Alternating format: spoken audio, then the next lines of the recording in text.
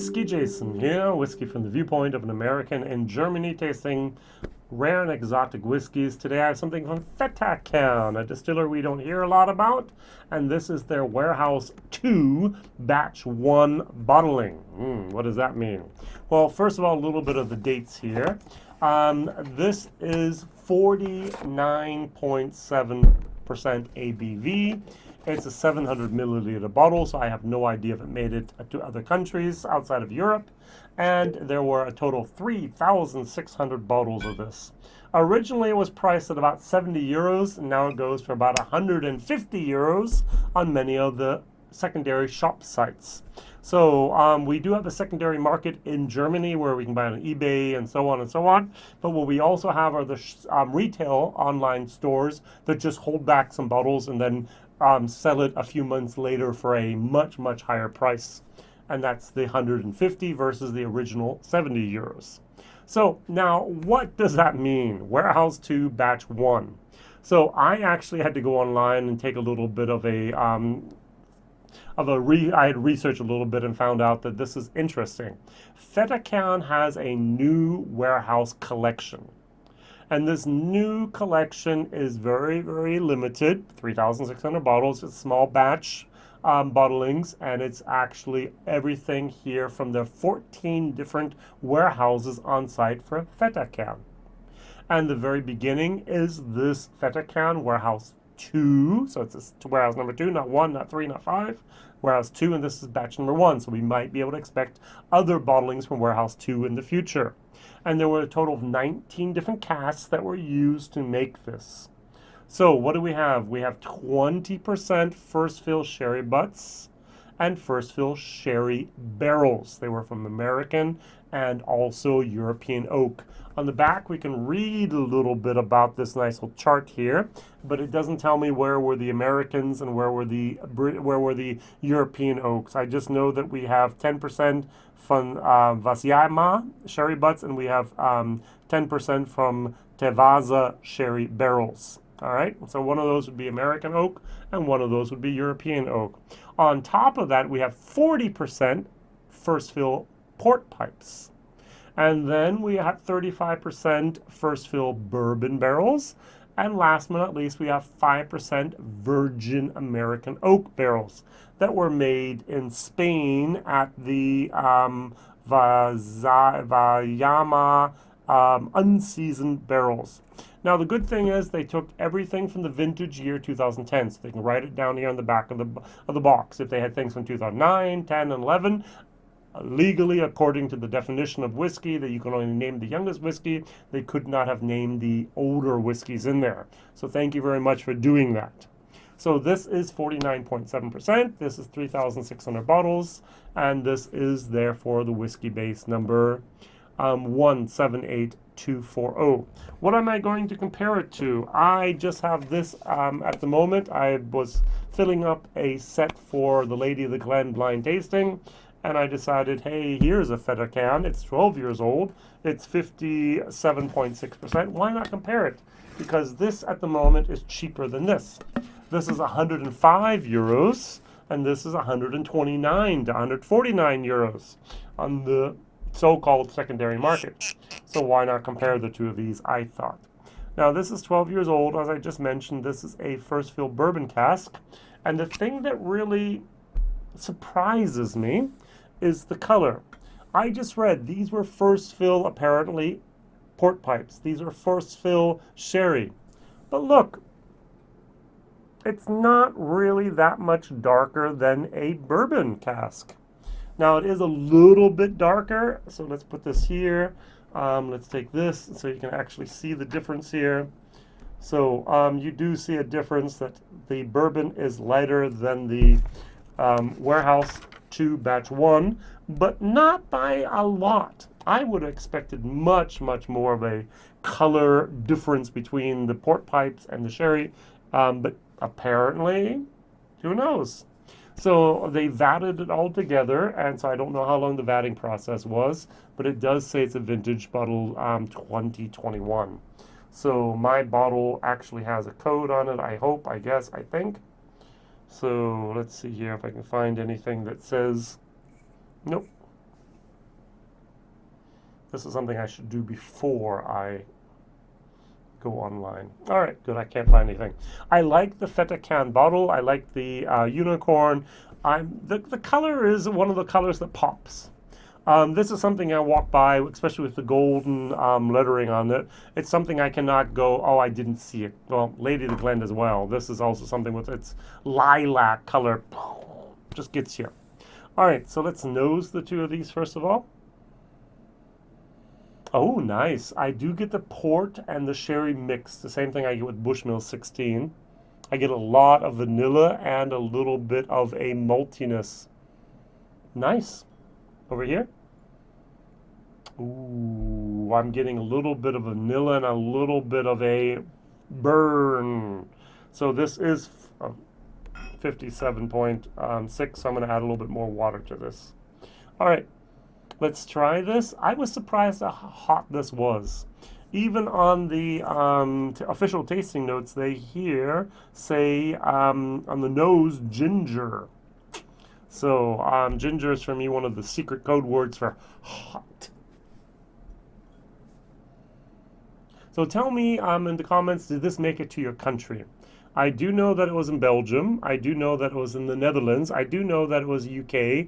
And I do know it made it to Germany. And France, by the way. All right, interesting.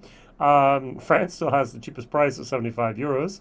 But did it make it outside of the European, outside of Europe? Did it make it maybe to Australia or to UK, not UK, America or South Africa or wherever you are? Did you, have you ever seen the warehouse bottling? And that's going to be very interesting to see how they roll out the warehouse bottlings in the future. Will it always be in a European exclusive and then, sorry, other countries? Or will different countries get different products? And I really, really, really like the idea of that warehouse thought. Yeah, we take 19 barrels from this one warehouse or 20 in the future maybe, and we mix it. Depends on how big the barrels are. Of course, a bourbon barrel is much smaller than a port pipe. And a sherry butt are both around 500 liters, and a bourbon barrel is about 200, so you need 2 plus 2.5 bourbon barrels to make up for one sherry butt or port pipe.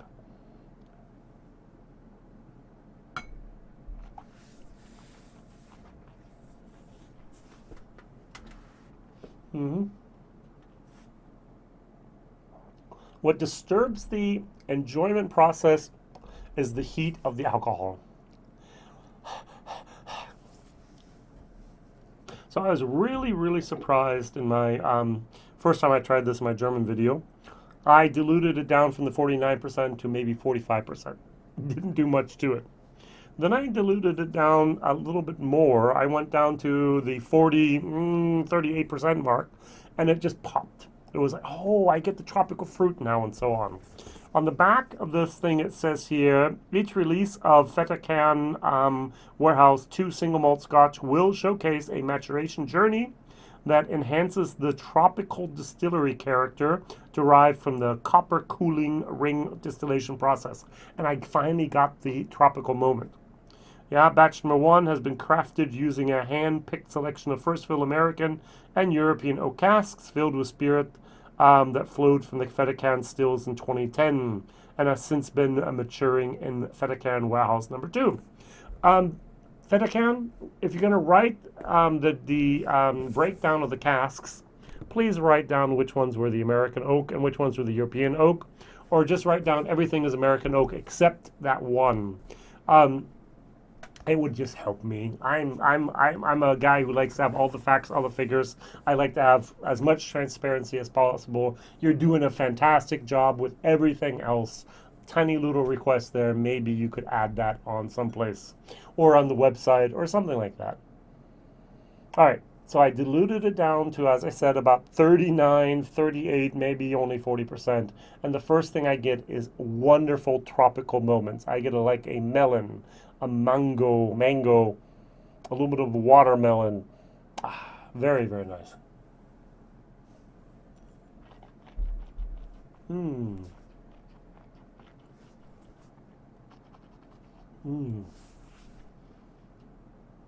This is a B- whiskey on in my books with water. Oh yeah. It's 10 years old. Maybe 11, but more 10. Beautiful, beautiful whiskey. Very well done, but not at 49.7%. My question on Fettercairn is why did you choose 49.7? That is definitely not cask strength. I can guarantee you that. Um, is that maybe I thought of the following scenario. The master blender was like, "Oh, this is hot. So let's see what the maximum I can actually live with." It was like, okay, 48, 49, oh, 50 is too much. 49.7. I don't know. That's just a theory. It's one of my conspiracy theories. I have a lot. So why did they pick 49.7%? If anyone knows, please write it down in the comments. All right, going over here to my Lady of the Glen at a price of 69 euros, a steal. You buy it, water it down a little bit, enjoy it. At what I paid, 96 euros, it's more of a C minus. And at 150, it's a D. Leave it in the online shops. Don't click, don't buy. It's not worth that amount of money. Don't pay double the price.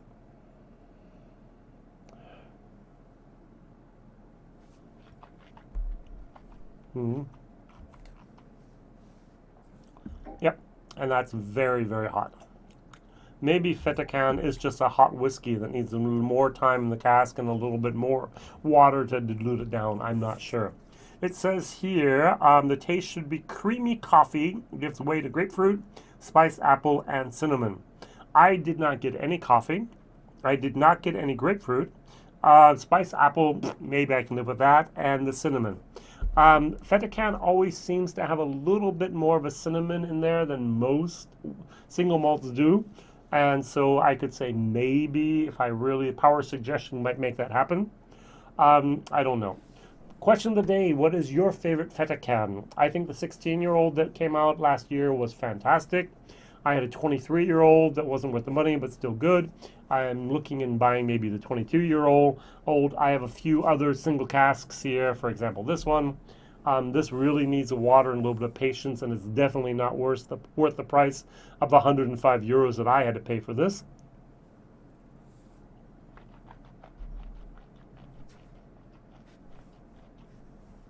Pulled down to 43, 46%. Very drinkable, very enjoyable, but not worth that money. Okay. Fettercairn, thank you very much, White and Mackay, for all that you're doing to make this brand one of the more noticeable brands out there with your colored box and with your nice little unicorn and so on.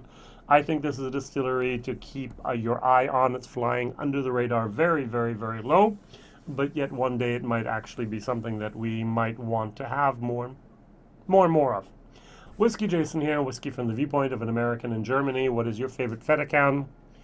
Please write that down in the comments or any other recommendations you have for me. All the best. See you soon. Like, subscribe, tell others, and don't forget to share this video if you'd be so kind. Bye-bye.